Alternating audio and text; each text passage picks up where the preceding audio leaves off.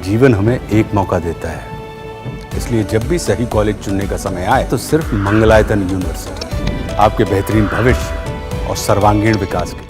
Israel और Hamas के बीच आखिरकार युद्ध विराम समझौता हो गया है, लेकिन इस युद्ध विराम समझौते से शायद ही बेंजामिन नेतन्याहू खुश हैं, क्योंकि उनकी कसम अभी तक अधूरी है।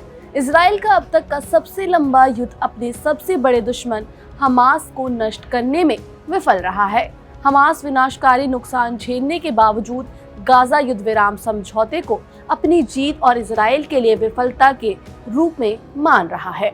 इजराइल के कुछ नेता भी इस युद्ध विराम को उनके देश की हार के रूप में देख रहे हैं। बंधकों की अदला बदली रविवार को हुई है। युद्ध विराम लागू होने के तुरंत बाद नकाबपोश बंदूकधारी वाहनों में सवार होकर गाजा की तबाह सड़कों पर जश्न मनाते हुए नजर आए। बंधकों की अदला बदली के दौरान एक खास यूनिट के सदस्यों ने गाजा शहर के अल सराया स्क्वायर पर अपनी पूरी वर्दी पहनी थी।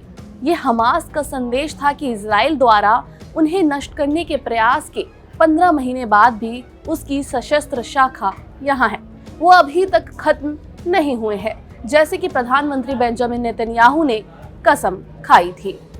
दरअसल गाजा की सड़कों पर 441 दिन बाद हमास ने अपनी ताकत दिखाई। सफेद रंग के पिकअप ट्रक में मुंह पर नकाब पहने हमास के लड़ाके हथियार लहराते हुए गाजा की गलियों में निकले। इस दौरान उनके समर्थक जोश में नारे लगाते हुए भी देखे गए।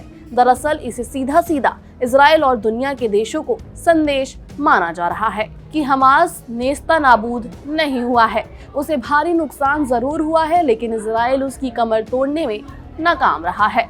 हमास और गाजा के लोग 15 महीनों की इस जंग के बाद पूरी तरह से अंतर्राष्ट्रीय मदद पर निर्भर हो गए हैं। साथ ही इजराइल ने हमास की लगभग पूरी टॉप लीडरशिप को खत्म कर दिया है। इस जंग में 50,000 से ज्यादा फलस्तीनी मारे गए हैं और 90,000 से ऊपर घायल हुए हैं। 7 अक्टूबर 2023 को इजराइल पर हमले के दौरान लगभग 250 बंधकों को लेने का हमास का मकसद इजरायली जेलों में बंद फिलिस्तीनी कैदियों की रिहाई सुनिश्चित करना था। जैसे ही इजराइल ने गाजा पर हमला किया, जवाब में हमास ने बंधकों को तब तक वापस नहीं करने की कसम खाई जब तक कि इजराइल अपनी सेना को एन्क्लेव से वापस नहीं ले लेता है, युद्ध को स्थायी रूप से समाप्त नहीं कर देता है और गाजा को फिर से आबाद करने की इजाजत नहीं देता है। 1 साल से ज्यादा चली लड़ाई के बाद हमास और इजराइल अब तक चरणबद्ध समझौते पर पहुंचे हैं, जिसमें 42 दिनों के युद्ध विराम और सहायता के प्रवेश के अलावा फिलिस्तीनी कैदियों के बदले में बंधकों की रिहाई शामिल होगी। ये समझौता आगे की बातचीत के लिए भी द्वार खोलता है, जिससे गाजा में इजराइल की पूर्ण वापसी और स्थायी युद्ध विराम हो सकता है। इस वीडियो में इतना ही। देश दुनिया की तमाम बड़ी खबरों के लिए देखते रहिए दैनिक जागरण।